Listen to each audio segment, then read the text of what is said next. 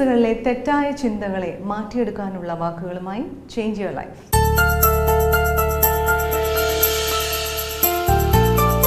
നമസ്കാരം. മക്കളെ 18 വയസ്സുവരെ മാതാപിതാക്കളുടെ സമ്പൂർണ്ണ നിരീക്ഷണത്തിലും നമ്മുടെ ശാസനകളുടെയും ഉപദേശങ്ങളുടെയും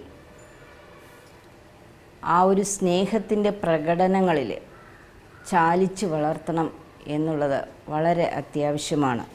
ഇന്നത്തെ കാലഘട്ടത്തിൽ കുട്ടികൾക്ക് വേണ്ടി ഇത്തരം ഒരു ത്യാഗം ചെയ്യുന്നത് മാതാപിതാക്കൾക്ക് ഏറെ പ്രാധാന്യം, അല്ലെങ്കിൽ ഈ നല്ലൊരു വ്യക്തിത്വമുള്ള ഒരു കുടുംബത്തിലെ കുട്ടിയെ വളർത്തിയെടുക്കുന്നതിന് നമുക്ക് സാധിക്കും.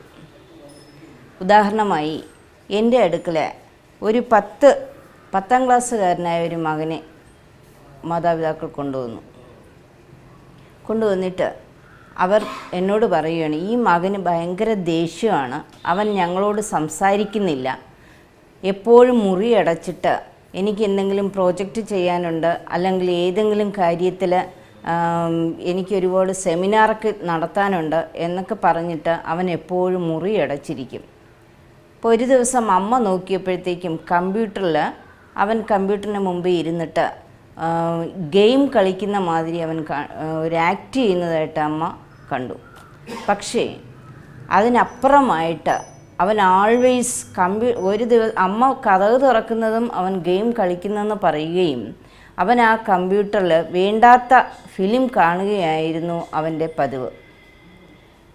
കുട്ടികൾ ഒരിക്കലും, ഈ പ്രായക്കാരൊരിക്കലും ശാസനകൾ അവർക്ക് ഇഷ്ടപ്പെടാറില്ല. അതുകൊണ്ട് തന്നെ ഞാൻ ആ മകനെ വിളിച്ചിട്ട് ഞാൻ ചോദിച്ചു, മോൻ എന്തിനാ ഈ അമ്മയോട് എപ്പോഴും ദേഷ്യപ്പെടുന്നത്, അല്ലെങ്കിൽ അച്ഛനും അമ്മയോട് എന്തിനാ ദേഷ്യപ്പെടുന്നത്, നീ എന്തിനാ ഒന്നും കഴിക്കാതെ വെറുതെ എനിക്ക് പഠിക്കാനുണ്ട്, അല്ലെങ്കിൽ പിന്നെ പ്രോജക്റ്റ് ചെയ്യാനുണ്ട് എന്നൊക്കെ പറഞ്ഞിരിക്കുന്നത് എന്തിനാന്ന് അവന് സ്നേഹത്തോട് അവനെ തലോടി ചോദിച്ചു. അപ്പോൾ അവൻ പറയുകയാണ്, മാം എനിക്കിനി ജീവിക്കേണ്ട ലോകത്തിൽ. എന്താ മകനെന്ന് ചോദിച്ചപ്പോൾ അവൻ പറയുന്നു, ഞാൻ 5ാം ക്ലാസ് തൊട്ട് എൻ്റെ വീട്ടിൽ ഞാൻ എൻ്റെ അച്ഛനും അമ്മയും ചീറ്റ് ചെയ്യുകയാണ്. അവൻ പറയുകയാണ് എല്ലാം. എന്താണെന്ന് ചോദിച്ചപ്പോൾ അവൻ പറയുന്നു, 5ാം ക്ലാസ് തൊട്ട് തന്നെ ഞാൻ കമ്പ്യൂട്ടറിൽ നെറ്റ് എടുത്തിട്ട് ബ്ലൂ ഫിലിം കാണുകയാണ് എൻ്റെ പതിവ്. പക്ഷേ ആ 5ലും 6ലും പഠിച്ചിരുന്നപ്പോൾ എന്തൊക്കെയോ കാണുന്നു എന്നുള്ളൊരു തോന്നലായിരുന്നു. പിന്നെ ഞാനൊരു മെച്യൂരിറ്റി സ്റ്റേജ് എത്തിക്കഴിഞ്ഞപ്പോഴത്തേക്കും അതിലെന്തൊക്കെയോ സത്യങ്ങളുണ്ട്, അല്ലെങ്കിൽ അതുപോലെ പ്രവർത്തിക്കാനുള്ള ഒരു ടെൻഡൻസി അവൻ്റെ മനസ്സിൽ വന്നു തുടങ്ങി. കുറച്ച് സമയം കുറച്ചുകൂടെ അവൻ ഇന്ന് സംസാരിച്ചിട്ട് അവൻ പറയുകയാണ്, ഇപ്പോഴെനിക്ക് ഭ്രാന്ത് പിടിക്കുന്നത് പോലെ തോന്നുന്നു മാഡം, എന്നെ ഒന്ന് രക്ഷിക്കണം. ഞാൻ ചോദിച്ചു, മോൻ എന്തിനാ ഇത്ര അങ്ങ് ടെൻഷൻ അടിക്കുന്നത്?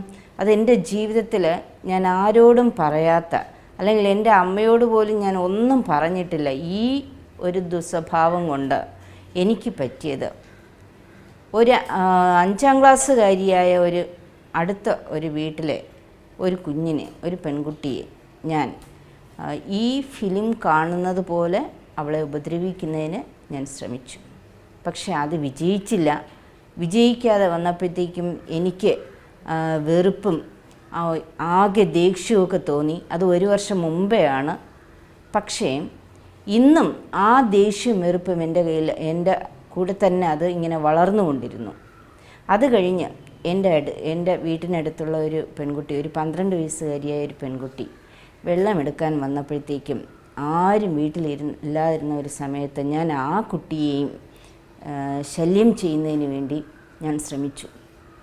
പക്ഷേ അതും എനിക്ക് വിജയപ്രദമായില്ല, ഞാൻ സക്സസ് ആക്കിയില്ല. അതെല്ലാം കൂടെ ഈ ഒരു പരീക്ഷണം നടത്തിയത് തന്നെ ഞാൻ കണ്ടുകൊണ്ടിരിക്കുന്ന ആ ബ്ലൂ ഫിലിമിൻ്റെ സ്വാധീനത്തിലായിരുന്നു എന്നുള്ളത് എനിക്ക് വളരെ വ്യക്തമായിട്ടറിയാം. പക്ഷേ ഇത് 2 കാര്യവും എനിക്ക് സാധ്യമല്ലാതെ ആയപ്പോഴത്തേക്കും ഞാനല്ലാതെയായി പെരുമാറാൻ തുടങ്ങി. അങ്ങനെ എനിക്ക് ഇപ്പോൾ എപ്പോഴും തലയ്ക്കിങ്ങനെ ഭ്രാന്ത് പിടിക്കുന്നത് പോലെ തോന്നുകയും എനിക്ക് ആഹാരം വേണ്ട, എനിക്ക് എന്തെങ്കിലും ചെയ്താൽ മതിയെന്ന് എപ്പോഴും തോന്നിക്കൊണ്ടിരിക്കുകയും ചെയ്യും.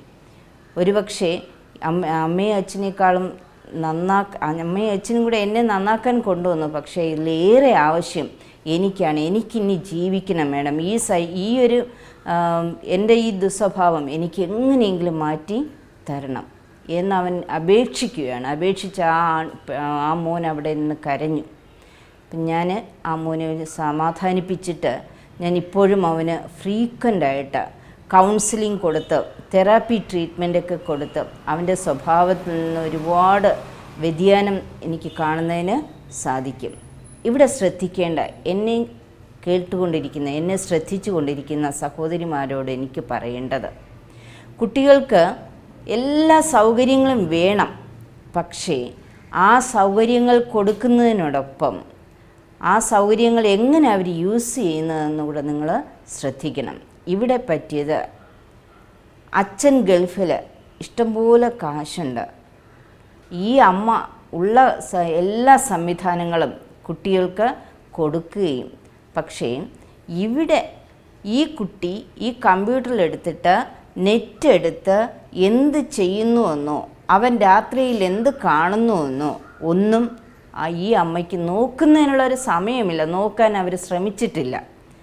എൻ്റെ മക്കൾ ഇതൊന്നും ചെയ്യത്തില്ല, എൻ്റെ മക്കളെ എനിക്ക് വിശ്വാസമാണ് എന്നുള്ള ഒരു തോന്നൽ, ആ ഒരു കൺസെപ്റ്റ് ഇന്ന് എല്ലാ മാതാപിതാക്കൾക്കും ഉണ്ട്. എന്നെങ്കിലും ഒരു കാലത്ത് അവർ ഏതെങ്കിലും തരത്തിൽ നമ്മളോട് തന്നെ കാണിക്കുന്ന ഒരു പ്രതികരണത്തിൻ്റെ ആ ഒരു വേദനയിലായിരിക്കും അമ്മയും അച്ഛനും. അപ്പോഴായിരിക്കും ആ കുട്ടിയുടെ സ്വഭാവത്തിനെക്കുറിച്ച് അവർ തിരിച്ചറിയുന്നത്. അതുവരെ നമ്മുടെ ആ ഒരു നിരീക്ഷണം എവിടെ പോയി?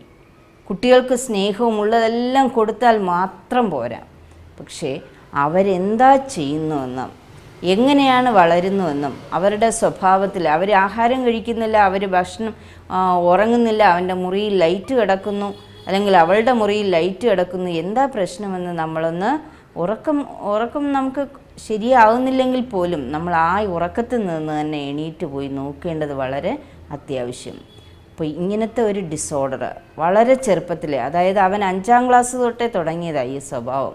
അപ്പോൾ അന്ന് തന്നെ നമ്മൾ ചികിത്സിച്ച് മീൻസ് വിദഗ്ധമായ കൗൺസിലിങ്ങിന് വിധേയനാക്കി അവനെ അന്നേരം തന്നെ മാറ്റിയെങ്കിൽ, ആ സ്വഭാവം മാറ്റിയെങ്കിൽ ഇന്ന് ഇത്ര വലിയൊരു സൈക്കിക് ഡിസോർഡറായിട്ട് അവന് വരത്തില്ലായിരുന്നു. പക്ഷെ എന്നാലും ഇന്നും അവനിങ്ങനെ കൗൺസിലിങ്ങിന് വന്നുകൊണ്ടിരിക്കുന്നു. അവൻ്റെ സ്വഭാവത്തിൽ ഒരു 60% മാറ്റം വന്നു കഴിഞ്ഞു. ഇനിയുള്ളൊരു 35 to 40% തീർച്ചയായിട്ടും അവൻ്റെ സ്വഭാവത്തിൽ മാറ്റം നമുക്ക് വരുത്തുന്നതിന് സാധിക്കും. ആർക്കെങ്കിലും ഇങ്ങനെ എന്തെങ്കിലും ഒരു സന്ദർഭം, അല്ലെങ്കിൽ എനിക്കിങ്ങനെ തോന്നുന്നു, ഏതെങ്കിലും കുട്ടികൾക്ക് ഇങ്ങനെ ഒരു പരീക്ഷണം ഇങ്ങനെ വന്നിട്ടുണ്ട്, അല്ലെങ്കിൽ ഇങ്ങനെ എൻ്റെ മനസ്സിനിങ്ങനെ തോന്നുന്നു, ഈ ദുസ്വഭാവം ഉണ്ട് എന്ന് നിങ്ങൾ തിരിച്ചറിഞ്ഞ് നിങ്ങൾക്ക് തീർച്ചയായിട്ടും കൗൺസിലിങ്ങിന് വിധേയമായിട്ട് നിങ്ങളുടെ ഈ ക്യാരക്ടറിനെ നമുക്ക് മാറ്റിയെടുക്കുന്നതിന് സാധിക്കും.